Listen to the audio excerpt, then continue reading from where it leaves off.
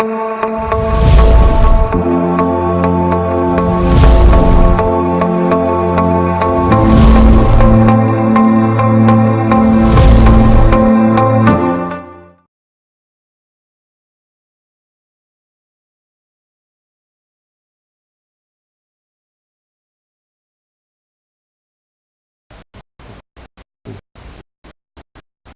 ये क्वेश्चन हम लोग के सामने है, Dr305 the most stable carbocation of the given is.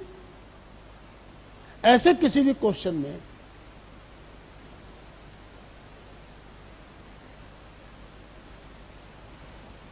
आपको स्टेबिलिटी के सारे फैक्टर्स ध्यान रखने पड़ेंगे, सभी इलेक्ट्रॉनिक इफेक्ट्स ध्यान रखने पड़ेंगे, वो एरोमेटिसिटी हो, एंटी एरोमेटिसिटी हो, एस करेक्टर हो, इलेक्ट्रोनिगेटिविटी हो, आई हो, एम हो, what ever it may be. अब जैसे इसके वन बाय वन हम लोग सारे ऑप्शंस पे कमेंट करते हैं और देखते हैं कि किसको सबसे अधिक स्टेबल होना चाहिए। तो सबसे पहला क्वेश्चन, सबसे पहला option A, cyclopropenyl cation, sorry A, cyclopentadienyl cation.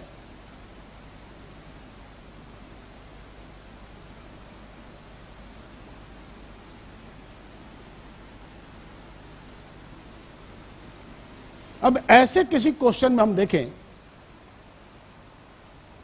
को आपको क्या है यहां पे, तो सबसे पहली बात जो दिख रही है कि हमारे पास 2, 2, 4 पाई इलेक्ट्रॉन है और ये कंजुगेशन में है। तो हमारे पास जो कंसेप्ट आ रहा है कि this compound is cyclic, apparently planar, 5 member का है, 5 मेंबर्ड रिंग, sp2 कार्बन। तो कहीं ना कहीं हम कह सकते हैं कि यह प्लानर हैं।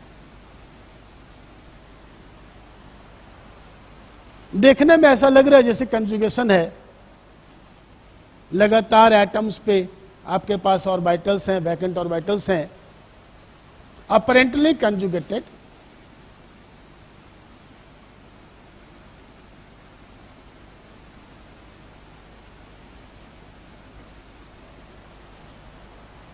अब रही बात कि इसमें कुल पाई इलेक्ट्रॉन की संख्या कितनी है, only 4 pi electrons. pi electrons, these electrons are pi electrons। और ऐसे किसी कंडीशन को हम कह सकते हैं कि any such compound is considered to be anti aromatic. और अगर ये एंटी एरोमेटिक है, हाईली अनस्टेबल,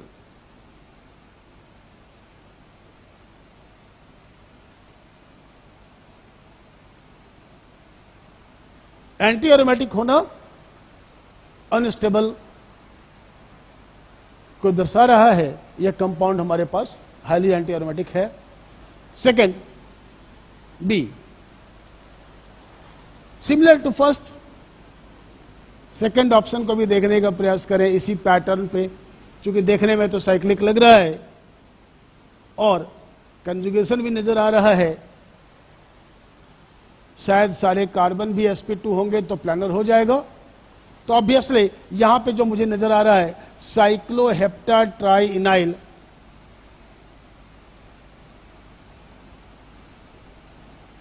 इसके बारे में भी हम यही कह सकते हैं कि this is planner.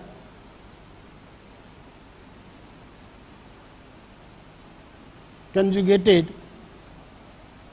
Cyclic with 6 pi electron. और ऐसे किसी भी कंपाउंड एरोमेटिक होने की निशानी है, और एरोमेटिक मीन्स हाईली स्टेबल। आप फिर से एक बार ध्यान दें इस कंपाउंड के ऊपर कि ये कंपाउंड जो हमारे पास है, इस कंपाउंड में हर एक एटम पे 7 एटम है लगातार, 1 2 3 4 5 6 7, 1 2 3 4 5 6 7, और ये 7 एटम का जो यहां साइकिल बना हुआ है,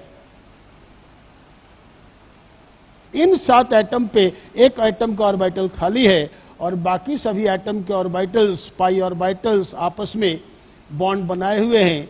ये आपके पास साइक्लोहेप्टाट्राइनाइल कैटायन का स्ट्रक्चर है और यहां से बिल्कुल सामने नजर आपको आ रहा है कि ये हमारे पास ऐसे ही किसी सिस्टम को हम एरोमेटिक कहते हैं। ये कंपाउंड हमारा एरोमेटिक है।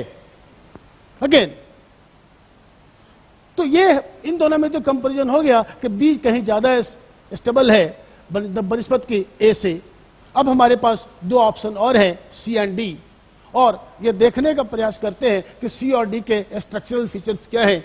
तो सी, जैसा कि आप देख रहे हैं, सी और डी दोनों ही हमारे पास ऐसा लग रहा है कि 2 कार्बन है, sp2 है, और ये भी हमारे पास sp2 कार्बन है। क्यों? क्योंकि इन सभी पे 3-3 सिग्मा बॉन्ड है और यहां पर भी आपके पास 3 सिग्मा बॉन्ड है। अब इनको कैसे कंपेयर करें? It is difficult to compare. ऐसे किसी क्वेश्चन में सी और डी इसे डिफिकल्ट है। सामान्य तरीके से हम नहीं कह सकते हैं कि इसमें कोई एरोमेटिसिटी भी नहीं है। जहां तक पड़ोसियों की बात है, जहां तक नेबर एटम्स की बात है, वो सारे नेबर एटम्स में अल्फा हाइड्रोजन भी समान है। यहां भी 2 और 2 4 है, यहां भी अल्फा हाइड्रोजन की संख्या 2 और 2 4 है। तो ऐसे कैसे हम कंपेयर कर सकते हैं कि इन दोनों में कौन ज्यादा स्टेबल है? तो probably it is tough task कि सी और डी को कंपेयर करना, इनकी स्टेबिलिटी कंपेयर करना इतना आसान नहीं है। लेकिन हम लोग कोशिश करते हैं, एक और तरीके से देखने का प्रयास करते हैं। शायद मुझे लग रहा है कि सी में कुछ डिफरेंट नजर आ रहा है, और वो डिफरेंस है सी में स्ट्रेन का होना। सी और D, now we are going to compare C and D. ध्यान देना, this is the most advance concept of organic chemistry. C के अंदर में आप ये देख रहे हैं कि हमारे पास 3 कार्बन एटम हैं और इन तीनों के साथ साथ एक पॉजिटिव चार्ज है। समझने का प्रयास कीजिएगा, ऐसे किसी भी केस में ये कार्बन हमारे पास sp3 है और ये एंगल हमारे पास 60 डिग्री का है। sp3 होने के लिए 109 डिग्री 28 मिनट होना चाहिए, और एंगल हमारे पास जो ऑब्जर्व्ड है वो ऑब्जर्वेशन है हमारे पास 60 डिग्री का। इस डिफरेंस के कारण this leads to a strain, इससे तनाव उत्पन्न होता है, और इस तनाव के कारण जो आप कार्बन देख रहे हैं, इन 3 कार्बन के जो बॉन्ड जैसे दिख रहे हैं वो बॉन्ड वैसे हैं नहीं। यहाँ पे देखने में लग रहा है ये सामान्य से बॉन्ड हैं, लेकिन ये बॉन्ड इस तनाव के कारण कुछ और झुक जाते हैं, जिसे शायद आपने केमिकल बॉन्डिंग में पढ़ा होगा। और ऐसे बॉन्ड्स को बनाना बॉन्ड्स के नाम से भी लोग जानते हैं। और यहाँ ध्यान दीजिए कि ऐसे भी किसी बॉन्ड होने का मतलब क्या है? ऐसे बॉन्ड होने का मतलब यह हो गया कि बॉन्ड की लंबाई बढ़ गई, और लंबाई बढ़ने का मतलब यह हो गया कि हम इसके बारे में कह सकते हैं कि मोर लेंथ, मोर इलोंगेटेड,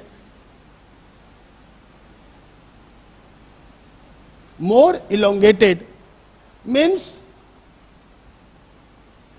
मोर पी कैरेक्टर,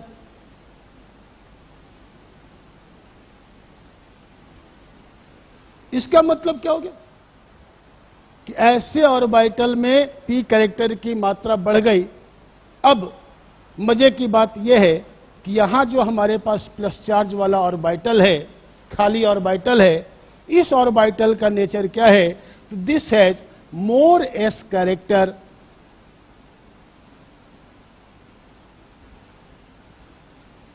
मतलब मोर electronegative carbon atom.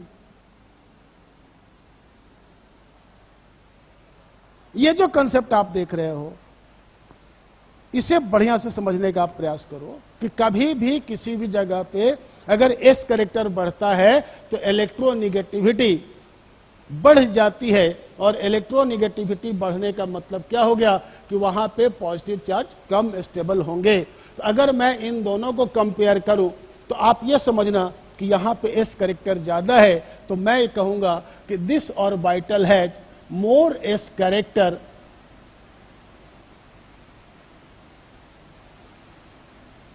this orbital has less s character, और इसके आधार पे हम यह सीधा सीधा डिफाइन कर सकते हैं कि यह हमारे पास this carbon is more electronegative carbon और this carbon is less electronegative carbon. तो कुल मिलाकर के हमारे पास जो आंसर निकल के आ रहा है फाइनली वो ये है कि सबसे अधिक स्टेबल इन चारों में कौन सा है, तो बी। तो यहाँ पे हम अपने आंसर को लिस्ट अप कर रहे हैं कि आंसर हमारा हो गया कि most stable is B, then and most unstable is ए।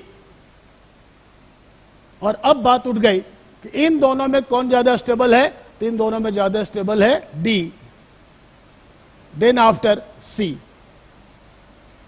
तो दिस इज योर आंसर। और इनके रीजन हो गए, यहां पे हम कहेंगे एरोमेटिक, यहां कहेंगे एंटी एरोमेटिक, और यहां पे हम कहेंगे कि डी की स्टेबिलिटी का सी की अनस्टेबल होने का कारण क्या है कि मोर इलेक्ट्रोनेगेटिव कार्बन।